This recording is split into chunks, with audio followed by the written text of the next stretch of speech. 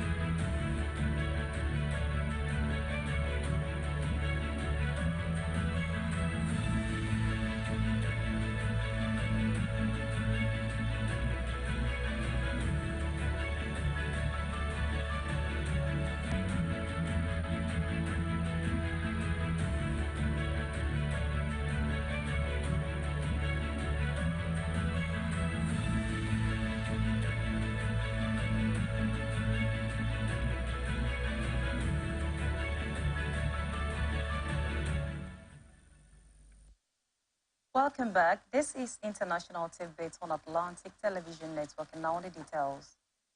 A large crowd held soldiers as a convoy passed through Gaia on September 13th, Niger's closest city to Benin, in a southern border. Cheers, slogans hostile to France and the regional bloc ECOWAS can be heard.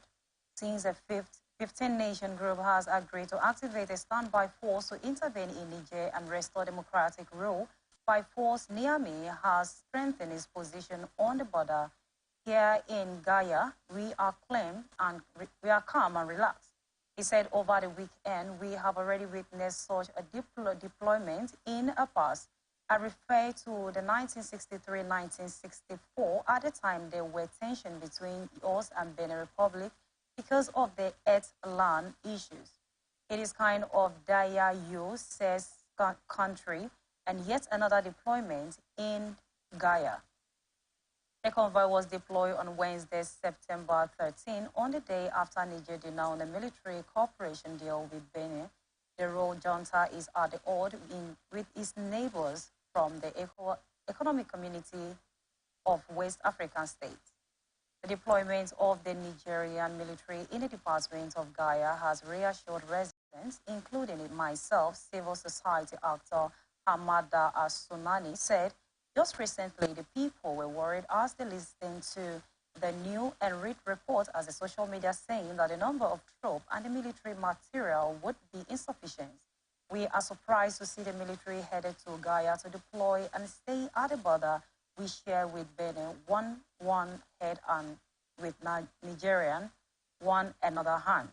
People felt reassured that the state has taken all necessary disposition to be able to deal with whatever comes next. A week after the flood that swept the center of the city of Dena into the sea, families are still coping with the unbearable losses of their dead and haunted by the unknown fates of the missing. Asha's eldest sister is also gone and her daughter too. I lost my daughter. Her mother is convinced that she is still alive. I am convinced that she is dead, says Ahmed Asho, 62. The girl left me with a 3-month-old baby. When we saw what happened to other people, we can accept anything that happened to us, she said.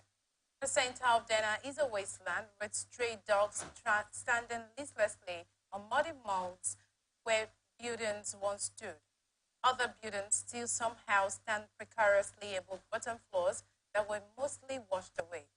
The legs of the store mannequin and dusty trousers stuck out of the rubble in a ruined shopfront. Dams above the city burst in a storm a week ago, sending a huge torrent down a seasonal riverbed that runs through the center of the city of 120,000 people. Thousands are dead and thousands more missing. Officials using different methodologies have given widely varying figures of the tolls so far. The mayor estimates more than 20,000 people were lost. The World Health Organization has confirmed 3,922 deaths. Hopes of finding survivors are fading, but we will continue efforts to search for any possible survivor. Othman Abdul Jalil, health minister in the administration that controls Eastern Libya, told Reuters by phone. So architect worked around Marrakech history Madin in UNESCO World Heritage Site to assess the damage of the 6.8 magnitude earthquake that hit the country. Some parts of the 700 acres old city had tore on Thursday, September 14, sustained sufficient destruction with most of rubble and crumbled buildings. The Medina was found by the Adrovate dignity. The Adrovate were a confederation of the Berber tribe that ruled over Morocco and a part of the Spanish in the 11th and 12th centuries. Jadad al-Bashir explained why some buildings couldn't withstand the Friday's quake. It was a devastating earthquake. It's completely normal for the Medina to be affected for numbers of reasons. The first reason is to depopulate parts of the structure, but also the nature of its competition, the architect said. There is also age of gangrene and the lack of maintenance, all these that the Medina is somewhat affected. The 12th century's wall that surround the millennium-old city have been partially disfigured.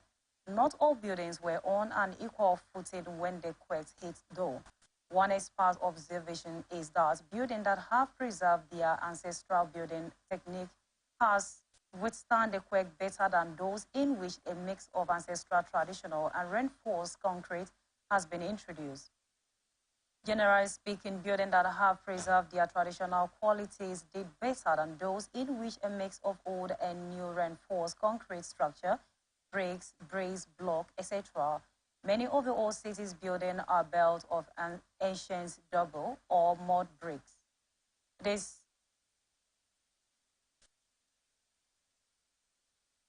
makes them much more fragile in the event of rain, El Sabor warns. China's top diplomat Wang Yi is visiting Russia as it seeks continued support for its war on Ukraine. A close ally of Moscow, Beijing, is accused of supporting Russia indirectly during the war, which it denies. Any bid to end the war must take into account Moscow's interests. Mr. Wang and his Russian counterpart Sergei Lavrov were quoted as saying after a meeting. Russian media said Mr. Wang's trip would also pave the way for President Vladimir Putin's visit to China soon. This comes after Mr. Putin met North Korea's Kim Jong-un amid U.S. fears they could strike an arms deal. After Monday's talks between Mr. Wang and Mr. Lavrov, the Russian Foreign Ministry said in a statement, the sides discussed in detail the situation in Ukraine and noted the futility of attempts to settle the crisis without taking account of Russia's interest and more particularly its participation. Earlier this month, Mr. Putin said he expected to meet Chinese President Xi Jinping but did not say when. Some observers believe he is likely to attend the Belt and Road Forum next month. He has not traveled abroad since the International Criminal Court issued an arrest warrant for him in March over war crimes in Ukraine. Mr. Putin last ventured onto foreign soil in December 2022 when he visited Belarus and Kyrgyzstan. China, so it can repair its relations with Europe. It also wants to separate that outcome from determining who is to blame for the war, since it is sympathetic to Russia, noted Rory Daniels, Managing Director of the Asian Society Policy Institute. Inviting Putin to China is a way to show support for Russia, but that support must also be framed as a legitimate attempt to get Russia to negotiate on table so that China doesn't worsen its position with the Europeans, she said. A group of 7 on Tuesday called on China to press Russia to stop its aggression in Ukraine after Foreign Minister of the bloc met on the sideline of the United Nations General Assembly and released a joint statement.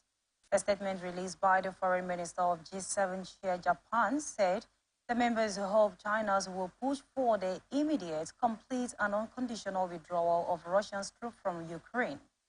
The statement comes as China's top diplomat Wang Yi visited Russia for a 4-day trip during which both nations are expected to pledge deeper political ties with a possible visit by the President Vladimir Putin to Beijing on the horizon. The G7 members also welcomed China's participation in the Ukraine-led meeting in Jeddah and further encouraged China to support a joint and lasting peace, including through its direct dialogue with Ukraine, the statement said. Putin met North Korea leader Kim Jong-un last week in Moscow for talks which include closer military ties, alarming the United States and other Western aligned countries. Pyongyang and Moscow has denied that North Korea could supply arms to Ukraine, which as expected was stuck in more than 18 months of war. The G7 joint statement did not name any countries, but said its members reiterate their calls on third parties to cease any and all assistance to Russia's war of aggression or face several costs.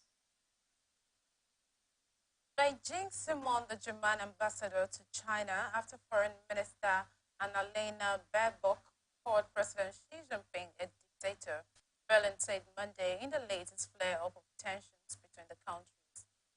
While they are major trade partners, Berlin-Beijing ties have been fraying as soon in the German government take a harder line over issues ranging from human rights to Taiwan. Annalena Baerbock, who has pushed for more hawkish line, made the remarks in a Fox News interview on September 14th during a visit to the United States. While talking about the Ukraine war, she said, if Putin were to win this war, what sign would that be for other dictators in the world like Xi, like the Chinese president? So therefore, Ukraine has to win this war. A foreign ministry spokesman in Berlin confirmed to AFP that Germany's ambassador was summoned to the Chinese Foreign Ministry on Sunday in relation to the remarks. The confirmation that China summoned Ambassador Patricia Flo came after China said earlier Monday that it was strongly dissatisfied with Baerbock's remarks. The comments are extremely absurd and are a serious infringement of China's political dignity and an open political provocation, Foreign Ministry spokesperson Mao Ning said at the Daily News Conference. On China's protest over her remarks during a visit to New York, Baerbock replied only that she had taken note of them. Her government spokesman refused to comment on what Chancellor Olaf Scholz's view was about the remarks. But the spokesman added that it was clear that China is ruled by a communist one-party regime, and it is also clear that this does not correspond to our idea of democracy. 5 prisoners sold by the U.S. in a swap with Iran flew out of Tehran on Monday, September 18, an official said. Flights tracking data analysis by the Associated Press, AP, showed a Qatar Airways flight take off at the Tehran Mehrabad International Airport, which has been used for exchange in the past. Iranian state media soon after said the flight has left Tehran. Earlier officials said that the exchange would take place after nearly $6 billion in once frozen Iranian assets reaches Qatar as key element of planned swap.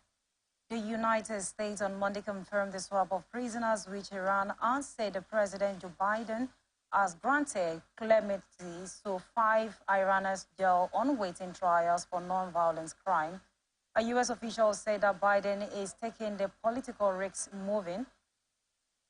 move would also impose new sanctions on Russian intelligence ministry and former President Mohammad Mahajadeh, despite the deal's tensions are almost certain to remain high between the U.S. and Iran, which are locked in various disputes, including over Tehran nuclear program.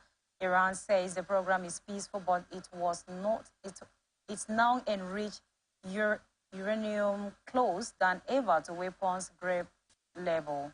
Iran's foreign ministry spokesperson Nasser Kanani was the first to acknowledge the swap would take place on Monday. He said the crash sought for the exchange that has been held by South Korea was now in Qatar.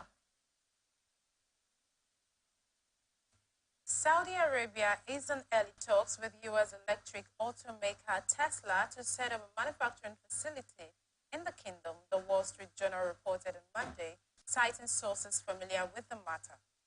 The report comes just as after Turkish President Tayyip Erdogan asked Tesla CEO Elon Musk to build a vehicle factory in Turkey, according to the country's communications directorate.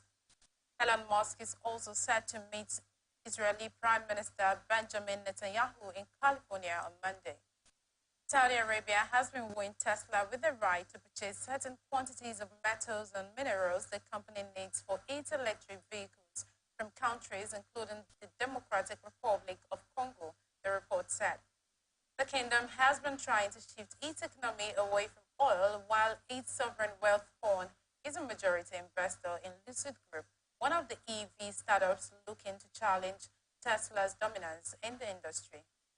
One of the proposals the kingdom is considering involves extending financing to commodities trader Trafigura for a fledgling Congo cobalt and copper project, which could help provide a Tesla factory with supplies, the WSJ report said.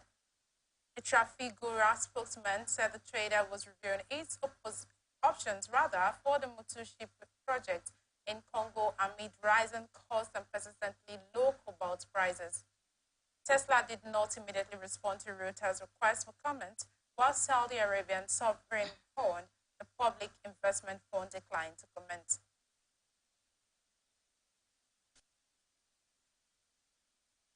Thousands of Chinese warplanes were detected around Taiwan in a day, the Several Island Defense Ministry said Tuesday, as it called on Belgium to stop its provocative action.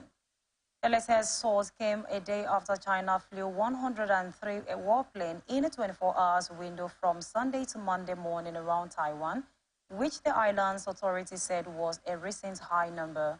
On Tuesday, the ministry said China flew 55 aircraft and sailed 7 naval vessels around the island from Monday to Tuesday morning. Beijing claims Taiwan has its own territory, will be seized one day, and has ramped up diplomatic and military pressure on Taipei in recent years. On Tuesday, Taiwan's ministry accused China of carrying out provocative action that way leading to rising tension and deteriorating regional security. Around half of 55 warplanes detected around the so-called median line over Taiwan's straits that separate the island from the China. An hectare is southeast and southwest and southeast a defense identification zone, Taipei said. On Monday, Taiwan has urged China to immediately stop such destructive unilateral action. China's foreign minister did not comment on the assault on Monday, said a spokesperson Mo Ying reaffirmed Beijing's position that Taiwan belongs to China. She also reiterated Beijing's policy that the so-called median and did not exist. Taipei has reported a marked uptick in the number of recursions by Chinese warplanes and ships in recent days. Ukraine has filed lawsuits to World Trade Organization against Slovakia, Poland, and Hungary over their bans on food imports from Kyiv. It said such restrictions were a violation of international obligations by Ukraine's EU neighbors. They say the ban are needed to protect their farmers from cheap imports. Russia's full-scale invasion of Ukraine last year all but closed the main Black Sea shipping lanes and forced Ukraine to find alternative overland routes. That in turn led to large quantities of grain ending up in Central Europe. Farmers in those countries have since held protest rallies saying that Ukrainian grain shipments were undercutting them and distorting local markets. The pressure led to the 27-member EU bloc agreeing earlier this year to trade restrictions on Ukraine's imports into Hungary, Poland, Slovakia, as well as Bulgaria and Romania until 15 September. On a deadline day, the European Commission, the EU's executive body, decided not to extend the ban. But the governments in Budapest, Warsaw, and Bratislava defied the Commission's move, announcing their own restrictions. Polish farmers have been blocking routes, protesting against Ukrainian grain imports. In a statement on Monday, Ukraine's economy minister, Yulia Svridenko, said that it is crucially important for us to prove that individual member states cannot ban imports of Ukrainian goods. That is why we are filing lawsuits against them, Slovakia, Poland, and Hungary, to the World Trade Organization. Mr. Svridenko added that Ukrainian exporters have already suffered and are continuing to suffer significant losses because of the unilateral bans. Poland said it would keep its ban regardless. We maintain our position. We think it is correct. It results from an economic analysis and powers derived from EU and international law, said government spokesman Piotr Mueller. A top Ukrainian general hailed the recent recapture of 2 eastern villages as the important breakthrough on Monday, saying it has enabled Kyiv troops to breach Russia's line near the scattered city of Bakhmut. But General Alexander Skavky, the commander of Ukraine ground, said fighting remained heavy around the 2 villages as Russia tried to recover position it had lost. Moscow has not acknowledged losing control of either village.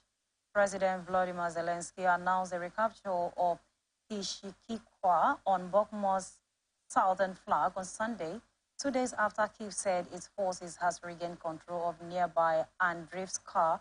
Both villages lie on a higher ground than Bakhmut. These settlements, at first glance small, were important elements in the enemy's defensive line, which stretches from Bakhmut to Orivskia. Skavyskia said on a telegram messages app, referring to a town about 40 kilometers from Bakhmut. As the result of fortress successful action, the enemy defensive line, which is tried to close by throwing all available reserves into battle was breached. Military spokesperson Lai Yerlash also outlined the tactical importance of Kashi Kifa, saying his televised comment that recapture exposed the south flank of Bakhmut and was a favorable springboard for further progress. For Russia, which began its full-scale invasion of Ukraine in February 2022, still controls vast swaths of Ukrainian territory in the east and south. Ukraine launched a counteroffensive in early June to try to take back the lost territory, but has reported slow, steady progress against enriched Russian position, retake a string of villages but no major settlements. Zelensky and other officials have dismissed Western criticism that the offensive is too slow and rampant by strategic errors. A Bulgarian army bomb disposal team on Monday destroyed in a controlled explosion a device attached to a drone that landed on Sunday evening in the Black Sea town of Tiolenovo, the Defense Ministry said in a statement. The Army unit inspected the site and concluded that transporting the drone to another location with the explosives still attached would not be possible, the Defense Ministry said. We can certainly assume that it is related to the war that Russia launched against Ukraine, Defense Minister Todor Tagarev told reporters. This war is inevitably associated to provide more detailed information on where the drone came from and how it reached the NATO member Bulgaria. The tourist resort of Tiolenovo is situated 70 kilometers south of the Romanian border and across the Black Sea from Crimea, the peninsula annexed by Russia in 2014 and now a regular target of Ukrainian drone attacks. Police condoned off the area on Sunday evening and restricted public access to local restaurants, terraces. Marian Zeshev, mayor of Shablak municipality, of which Ternalovo is a part, told Nova TV. He said a drone had been found on rocks next to moored boats by Ternalovo, describing it as an aircraft with standard ammunition. It was unclear whether the drone had fallen from the air or had been washed off by the sea currents. Nova, the BG website, quoted witnesses as saying that the drone was about 3 and 3.5 meters long. Last week, fragments of a suspected drone were found in Romania after a new Russian attack Ukraine's Danube port across the border. Attempts to banish Pakistan's former Prime Minister Nawaz Sharif from political have miserably failed. His daughter and senior leader of the Pakistan Muslim Link Party, Mariam Wazir, said she has a voiced hope that after the swearing-in of the new top judge, the judiciary would now uphold justice. Reacting to the swearing-in of Justice Faiz Ishaq as the 29th Chief Justice of Pakistan on Sunday, Pakistan Muslim Link Wazir Party Senior Vice President Marian expresses her hope that now that the court will prioritize justice. The PMLN party chief organizer claims that the attempt to banish her father Wazaz and his brother Shahbaz from the political has miserably failed as the judiciary would now uphold justice. Mariam Wazaf, 49, has been a voice critic of Issa's predecessor, Justice Omar Atta Bandel, accusing him of partially and giving undue favor to the ousted Prime Minister Imran Khan party. In some cases, the scale of justice would be balanced for each citizen, and PMLN Supremo, along with other party leaders, would get rid of injustice done to them by Project Iram activists. The Draw newspaper quoted her as saying, meanwhile, former Prime Minister Shahbaz Sharif, Wazir Sharif's younger brother, also underlined the possibility of the dispensation of justice after the new CJP's appointment. In a statement, the former Prime Minister expressed his good wishes to Justice Issa, the new Chief Justice, and hoped the appointment would add to the credibility and the repopulation of Pakistan judiciary, reported the Draw newspaper. Wazir Sharif, 73, who is set to return to the country on October 21st, ended his approximately 4 years self-exile, will face all cases in respect of the court. Waza Sharif, who has been living in London since 2019 after the London High Court granted him 4 weeks permission, allowing him to go abroad for his treatment, may see the restoration of Tokashana's case against him in 2020 as accountability courts declaring him a proclaimed offender in a Takashana vehicles case. He is also accused of obtaining luxury cars from the Treasury House by paying just 15% of the price of these vehicles. Russia hit out at Ukraine at the International Court of Justice on Monday as the two warring countries squared off in a legal case over Moscow's claim that genocide in eastern Ukraine was a pretext for last year's invasion. Moscow's representative, Gennady Kuzmin, said Ukraine's case that Russia abused the United Nations Genocide Convention as a reason to launch its war against its neighbor in February 2022 couldn't be further from the truth. When Russian President Vladimir Putin ordered invasion on February 24th last year, part of his reasoning was that pro-Russian people in eastern Ukraine had been subjected to bullying and genocide by the Kiev regime. 2 days into the invasion, Ukraine filed a lawsuit at the ICJ, emphatically denying this and arguing that Russia's use of genocide as a pretext went against the 1948 United Nations Genocide Convention. Mere statements about genocide are not admissible under international law, including the Genocide Convention, Gennady Kuzmin contended. Citing all emitters from the Ukrainian delegation, Kuzmin said as to expressions of concerns regarding the threat of genocide, they were unsurprising considering the policies of Kiev regime, which were firmly entrenched in the history, doctrines, and practices of Nazism. Ukraine's legal position is hopelessly flawed and at odds with the long-standing jurisprudence of the court, he concluded. The case being heard in the sumptuous Peace Palace in The Hague is over whether the top UN court has jurisdiction to order a halt to Russia's ongoing military action. Kuzmin urged the court to throw out the case, arguing that the United Nations Genocide Convention is about the prevention and punishment of genocide, neither of which apply to Ukraine's case.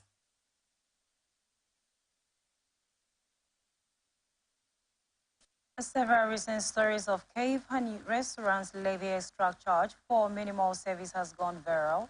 In a similar incident, a dinner at a restaurant in Italy was left shocked after he was charged 15 euros to have a store-bought cake cut and served to his 9 guests. The New York Post reported, as per the report, Fabio's Bragolotto went to unidentified pizzeria in Pino Fornisi to celebrate a birthday with his loved ones. Since the restaurant didn't offer desserts to its menu, the group decided to bring their own cake. However, they were shocked when the bill arrived showing a charge for cutting the cake. There were 10 of us, excellent pizza, and the service was well done, but EUR 15 to cut a cake were brought themselves was quick a style fox pass. Mr. Bregoletto wrote along with the photo of the receipt, "They could have let it slide. In my 40 years, I've never come across a place that charged an extra fee for cutting a cake," he added. According to Mr. Bregoletto, he added contacted the pizzeria beforehand and received permission to bring the cake. Meanwhile, many social media users were equal outraged. The restaurant justified the charges. "We duly noted it on the receipt and pay our tax. It is a service, and as such as a cause," a representative of the eatery argued. In a heartwarming tale of determination, resilience, and unbreakable human spirit, Otal Bodivia, a 22-year-old with Down syndrome, embarked on a journey that many thought impossible.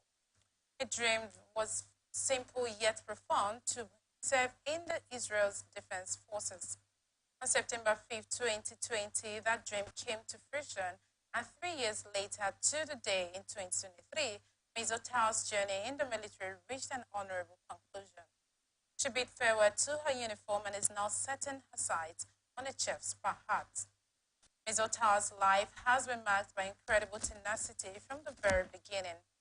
Born with a serious heart defect that threatened her existence, she defied the odds and persevered. Her parents, Elitzo and Aviva Bodvier, were staunch advocates for her inclusion in mainstream education. From preschool through high school, she was determined to learn alongside her peers. However, when her classmates eagerly awaited their military call-up orders, Ms. Otal received an automatic exemption from service due to her condition. I wanted to serve in the IDF for as long as I can remember, Ms. Otal recalled. It was my dream. My parents initially considered national service for me, but I insisted on being a soldier in the army. National service is a program for religious girls to do 1 or 2 years of volunteer work after high school in lieu of military service. But she kept her focus on the army.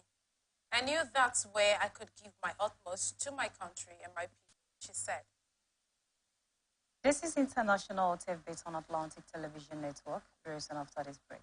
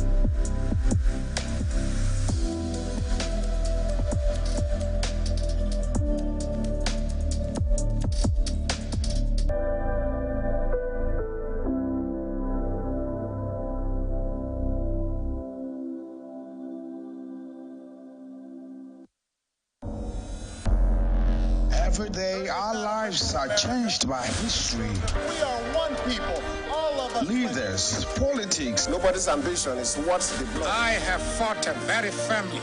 natural occurrence, war, and the world economy. I belong to everybody, and I belong to nobody. ATN covers it all on ATN Politics today.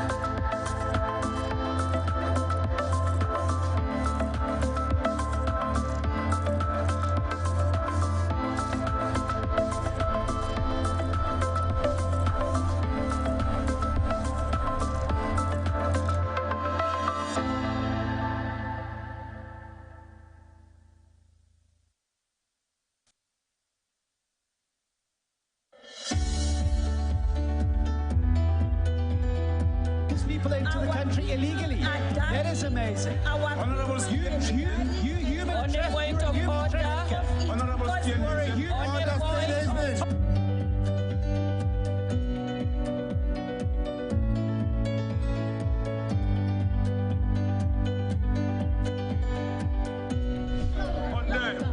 they are not picking our calls.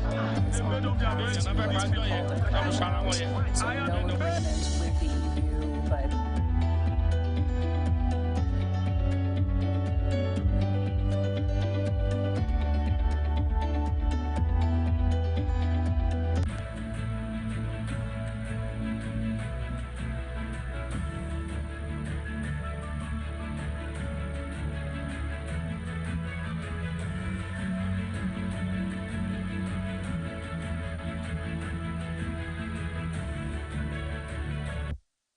Welcome back. This is International Tit-Bits on Atlantic Television Network.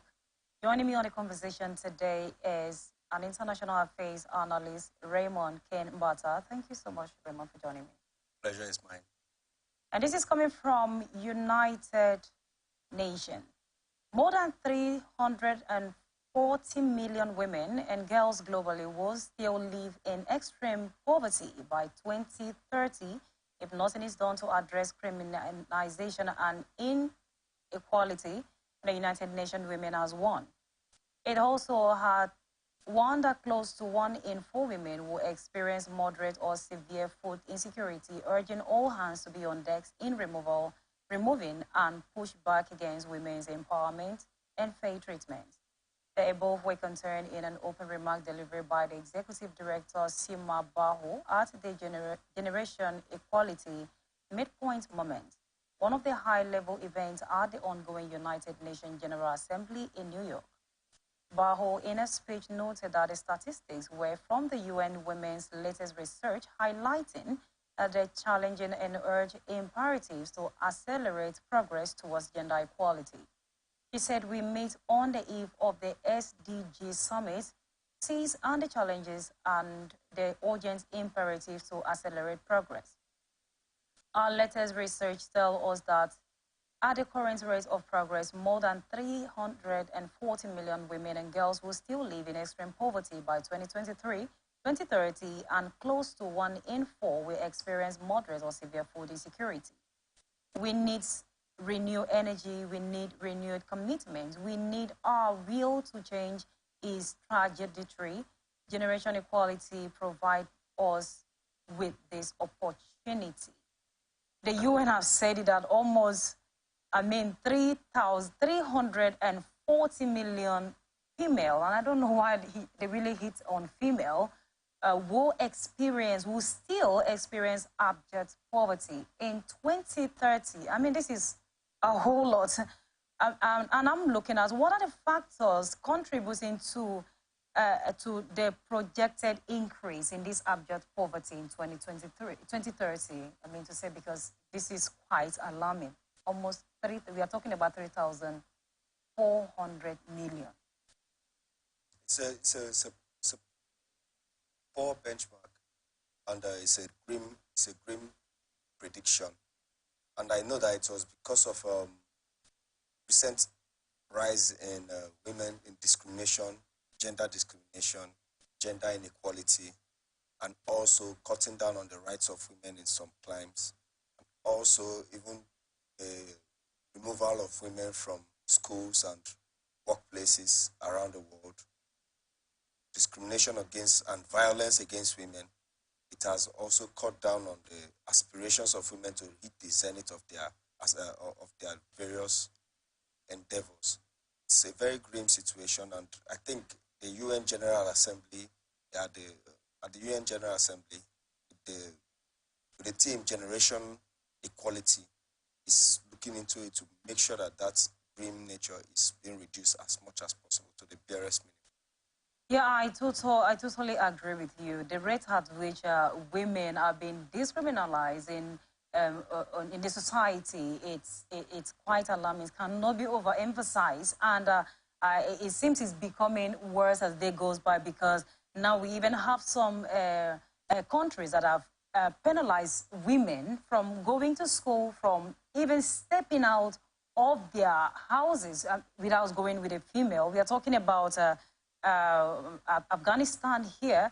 And then the UN has come up to say that in 2030, a lot of women, not just a lot, they even gave the statistic. They're talking about 340 million women will still be in abject poverty. I mean, that is quite alarming. For the government to begin to do something, they need to check this gender equality. Is becoming alarming. And I'm asking, what strategies and policies can be implemented to prevent this in the society? Yes, first of all, you start with a young program of sensitizing young girls on their power and their rights and being able to achieve anything they want to achieve. The UN should push for more child female child sensitization. Yes, because the more they learn from young age, they are able to even carry their mates along. They are able to also propagate that same philosophy of empowerment of women. Women empowerment is not a thing to be negotiated about. Women empowerment is the basis of balancing the equation of the world so that at least there is equality. If there is no equality, there will always be cries for justice. If there's always cries for justice, you will not have a government. So I think it works in pari passu. And women are not just things to be owned. Women are humans. They are part and parcel of our race. They are part and parcel of our development. If women don't progress, we don't progress.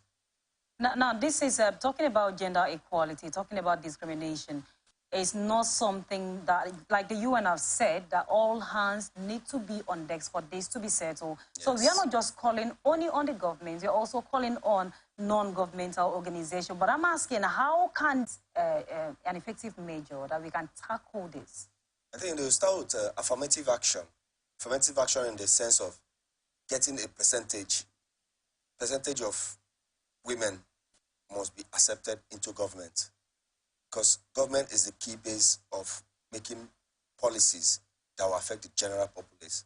And if it's just only men that are making those policies, you'll find out that they'll make policies for fellow men. So I think infusing at least 45% affirmative action for women, just like in River State, you're almost having all deputies of the chairman of local government areas are now almost given to women.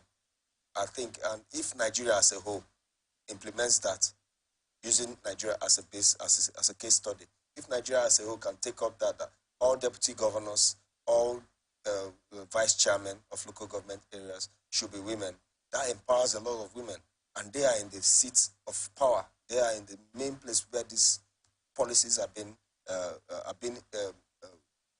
drafted and implemented. I think women should be involved deeply in governance. When they are deeply involved in governance, they can easily affect the lives of other women and also the girl child. I think that's a good place to start with for us. Affirmative action, at least 45% affirmative action. And I know that present government of President Bola Tinubu has shown a lot of commitment to show that he is going to carry the women folk along, definitely. Thank you so much, Ramon. Of course, I totally agree with you. The government should begin to do something.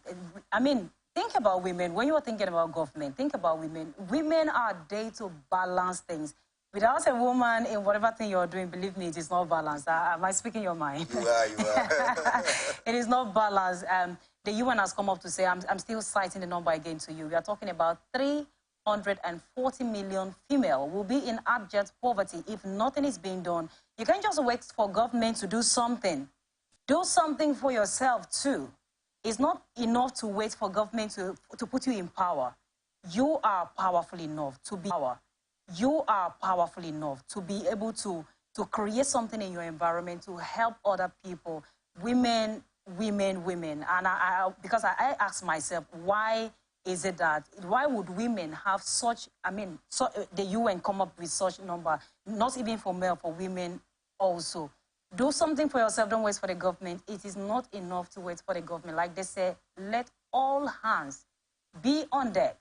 Do something, make yourself valuable, make yourself relevant in anywhere and any place you find yourself. And of course, even if the government is ready to give women power, like they said that they see women as a weaker vessel, if you don't make yourself relevant, honestly speaking, you won't still be relevant. That's the much we can take on today's show. Thank you so much for joining me. Thank you, Mr. Raymond. It's my pleasure. And Bata. Thank you. It was nice having you on the show. If you missed out on any of the stories, I have platforms for you to follow. My name is Immaculata Jacob Irekana. You can join us on Facebook and YouTube at Atlantic Television Network, Instagram and TikTok at Atlantic TV Network 1, Twitter at Atlantic TV Net, or you can watch us live on our website at atlanticnetwork.tv. Do remember that peace and unity are the pathways to progress. Thank you for watching, and that's where we draw the curtain for today.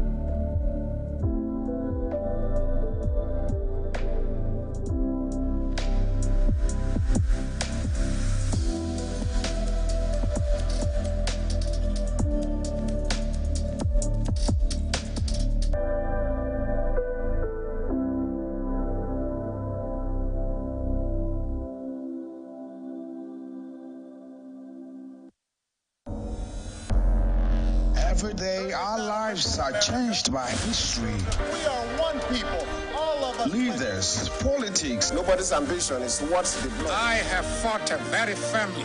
natural occurrence, war, and the world economy.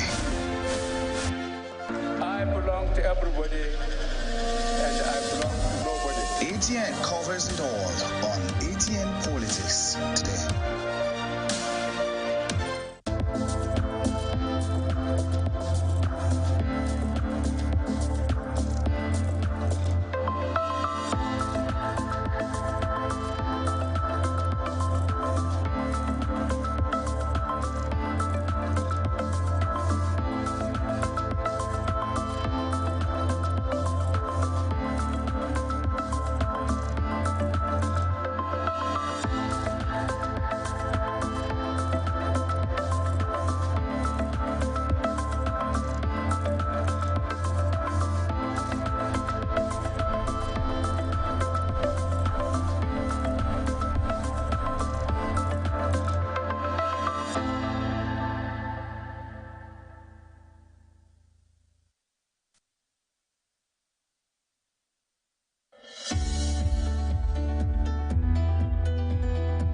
People into the country illegally. That is amazing. Honorable Human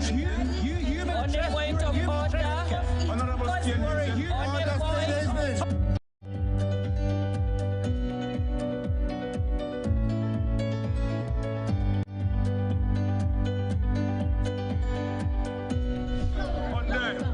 They are not picking our calls.